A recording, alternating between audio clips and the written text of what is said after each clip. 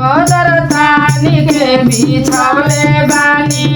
बिना गवने चदर तानी के बिछौले बानी बिना गवने ए होरिलावा बबलू बहू की कहावा ए होरिलावा बबलू बहू की कहावा जाके पूछो ना सासू अपना बेटा जी से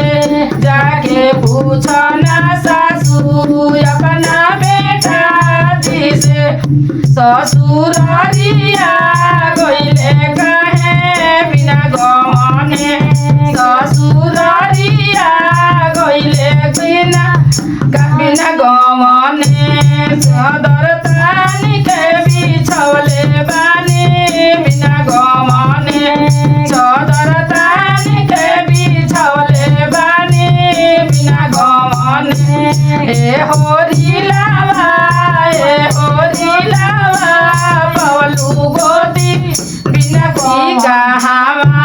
ए होरिलावा बबलू गोदी नी कहावा जाके पूछो ना गोदी अपना देवर जी से जाके पूछो ना गोदी अपना देवर जी से एक ससुररिया गइले काहे बिना गवने ससुररिया काहे गइले बिना गवने चदर तानी के बिछौले बानी बिना गवने चदर तानी के बिछौले बानी बिना गवने ए होरिलावा बबलू भाभी कहावा ए होरिलावा बबलू भाभी कहावा जाके पूछो ना ननद अपना भैया जी से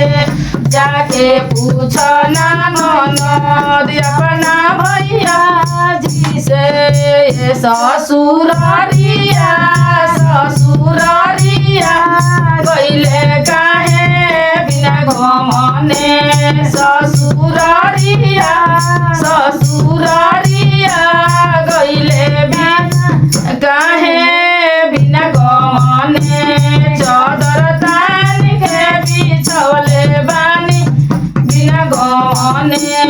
चदर तानी के बिछौले बानी बिना गवने।